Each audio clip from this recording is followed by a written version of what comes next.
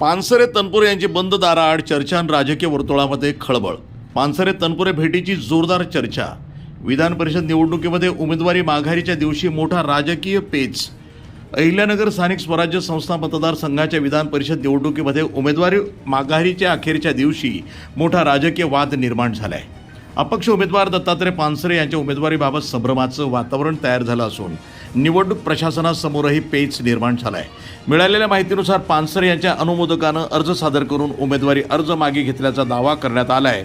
मात्र उमेदवार दत्तात्रय पानसरे यांनी स्वतः आपण कोणताही अर्ज मागे घेतला नसल्याचं स्पष्ट केलंय.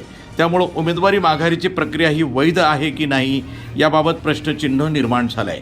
या घडामोडीनंतर जिल्हाधिकारी तथा निवडणूक निर्णय अधिकारी यांनी अंतिम निर्णय राखून ठेवला असून संबंधित कागदपत्रांची तपासणी सुरू आहे. दरम्यान अंतिम निर्णय सायंकाळी उशिरा जाहीर होण्याची शक्यता व्यक्त केली जात आहे.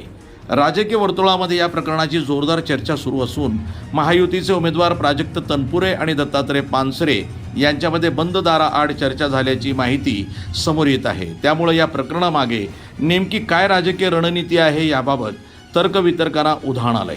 आता सर्वांचं लक्ष जिल्हाधिकाऱ्यांच्या अंतिम निर्णयाकडे लागलं असून या निर्णयाचा निवडणुकीच्या समीकरणावर काय परिणाम होतो हे पाहणं महत्त्वाचं ठरणार आहे.